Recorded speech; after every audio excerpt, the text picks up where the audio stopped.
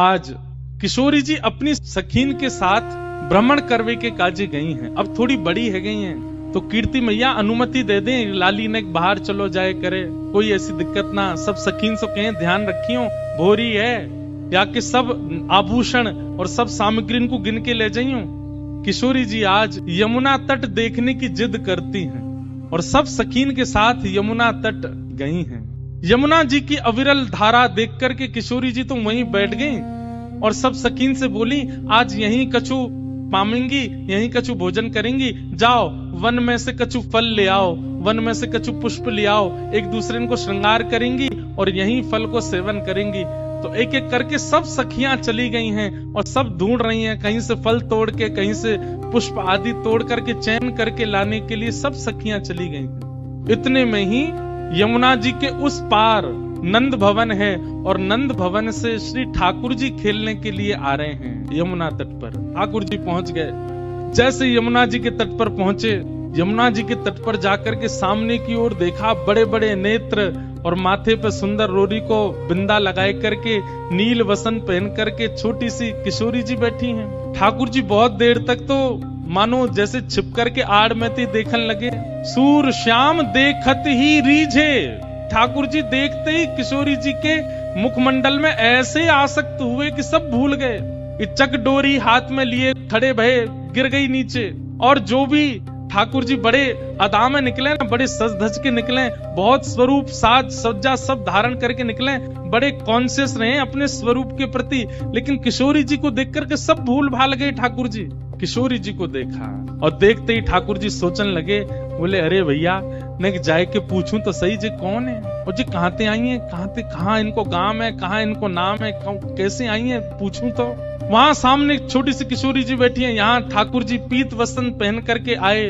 किशोरी जी अपलक नेत्रों से यमुना जी को देख रही हैं। ठाकुर जी आए, थोड़ी आगे आकर के ऐसी अदा करने लगे कि किशोरी जी की नेक दृष्टि पड़े।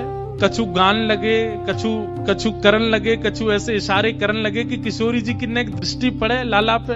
इतने में ठाकुर जी के स्वर सुनकर के किशोरी जी ने नेत्र उठाए करके देखो, और जैसे ही किशोरी जी की दृष्टि पड़ी ठाकुर जी पर, ठाकुर जी पूछ रहे हैं, अरे गोरी तुम कौन हो, आप कहाँ रहती हो, आपके पिताजी कौन है, और मैंने पहले तो आपको कभी देखो नहीं यहाँ पे, इतने बरस मो यहाँ रहते भये गए। तो किशोरी जी बोली, हाँ देखे हुए में लग रहे हो कि 50 साल के तो होंगे तुम, आपको घर कहाँ है और आपके पिताजी कौन है।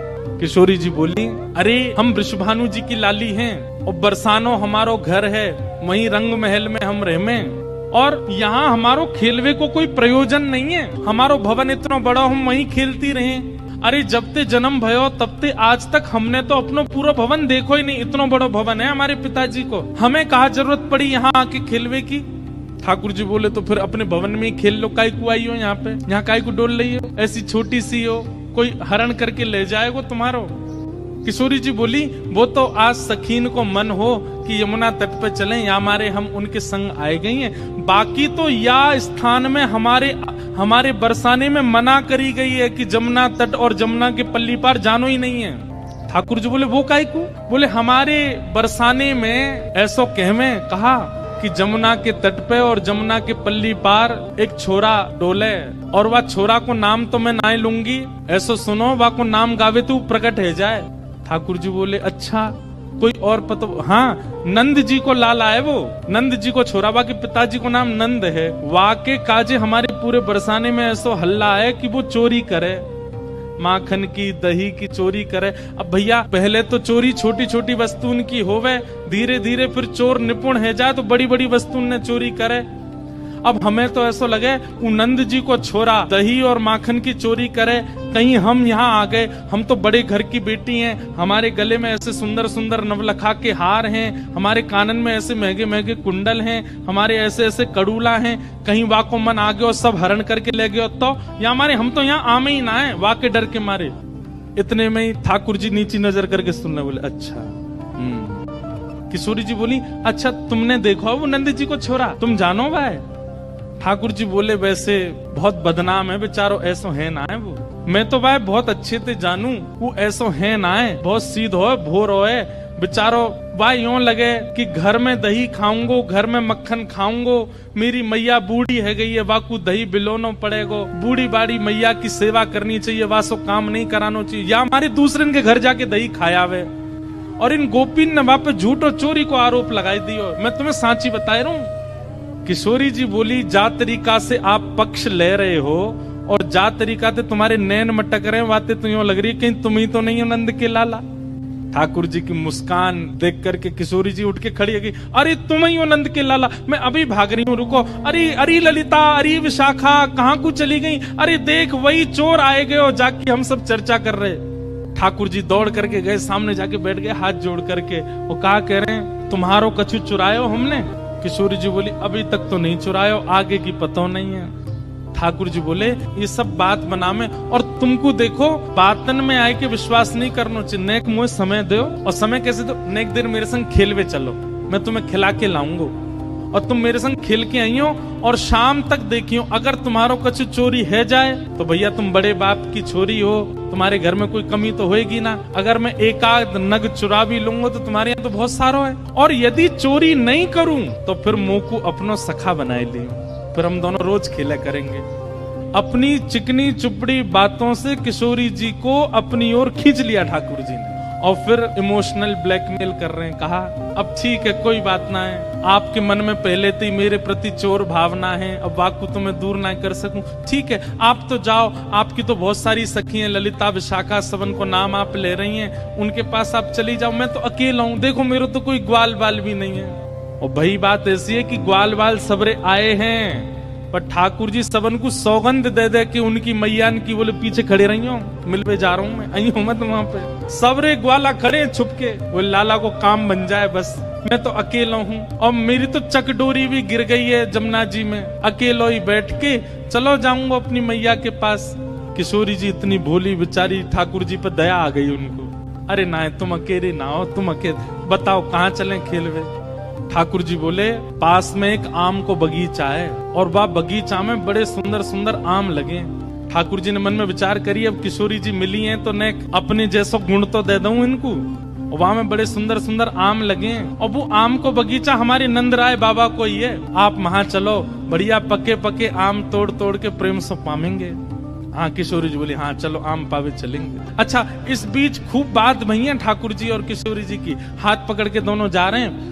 किशोरी जी बोली, अच्छा अपनो नाम तो बताए दो। ठाकुर जी बोले, मेरो नाम है कान कुंवर। किशोरी जी बोली, नाम तो बड़ो अच्छो है, लेकिन इतनो बड़ो है मुझे याद ना है रो। किशोरी जी भी कितनी भोली है, बोले मुझे याद ना है रो। ठाकुर जी बोले, अरे या में कौन सी बड़ी बात, देखो या को स्पर्श करो, जे कहा है, बोले कान, बोले बस या कान को स्पर्श कर दी तो मैं कान याद आ जाएगा, फिर कुंवर, कान कुंवर, कान ते मेरो नाम याद आ जाएगा। किशोरी जी बोली, हाँ तुम्हारो नाम याद आ गयो। अच्छा तुम रहो कहाँ को? ठाकुर जी ने अपना पूरा पता बता दियो।